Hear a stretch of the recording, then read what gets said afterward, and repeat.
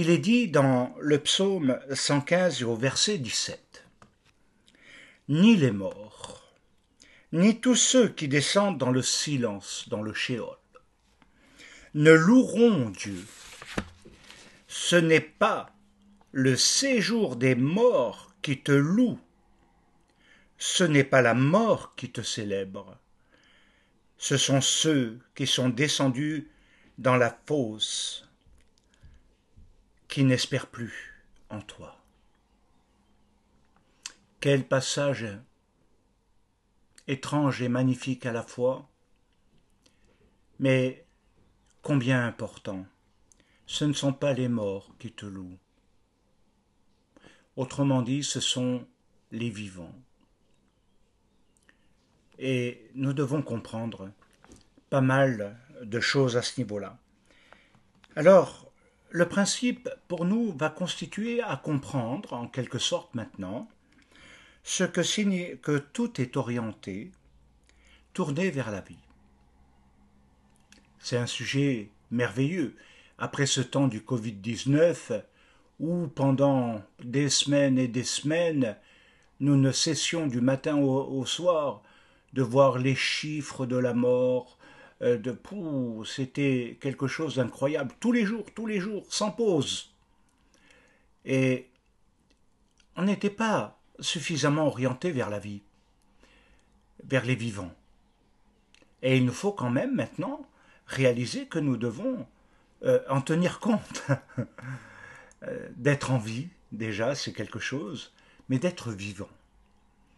Et c'est une chose que j'aimerais vous communiquer et vous transmettre, l'importance de la vie, bien-aimés. D'être vivant signifie pour chacun de nous l'importance de la vie. Or, nous pouvons constater, comme je vous l'ai dit, de toute façon, que l'être humain, presque naturellement, est orienté vers le néant, vers la mort, vers ce qui est lugubre. C'est assez étrange, mais c'est une tendance que l'être humain, de manière générale, possède et vit.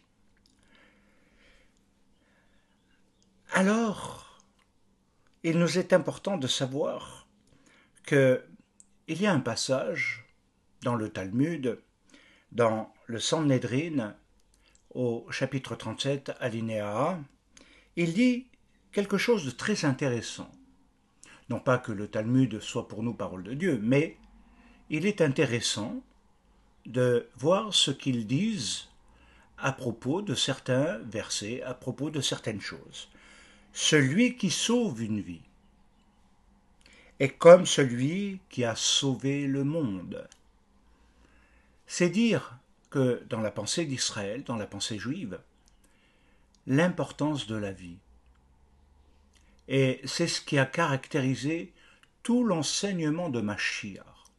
Il a mis la vie au-dessus de tout. Et l'importance de la vie a été profondément marquée par son enseignement. Alors, pour le comprendre, tout ceci nous démontre qu'il y a comme un attrait à la mort, et ce que nous appelons aussi, en termes bibliques, la mort, c'est tamé, l'impur, ce qui est impur. Et tout ce qui est orienté et qui a attrait à la vie est tahor, pur. Et nous voyons qu'il y a deux niveaux. Retenez, deux niveaux. Un niveau de mort qui est lié à un état d'impureté et un état de vie qui est lié à pureté. Alors, tous deux, dans la Torah, le Tanakh, la Bible, l'expliquent. Et l'expliquent par une différence qui est marquée par une séparation. Il y a la mort et la vie, mais entre deux, c'est pas quelque chose où c'est ensemble, la mort et la vie. Non, il y a la mort et la vie.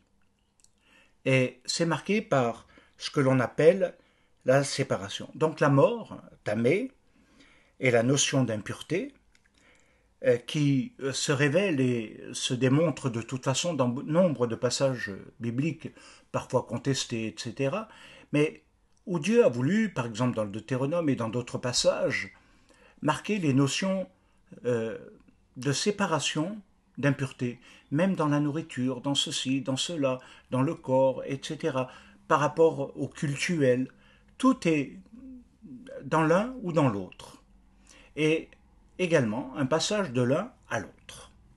Donc ceci est pour nous quelque chose de très important, le pur et l'impur. Mais il nous faut également saisir que la notion d'impureté n'est pas l'impureté qu'on appelle la souillure sur le corps, la saleté, être sale, autrement dit, on se douche et puis on est propre.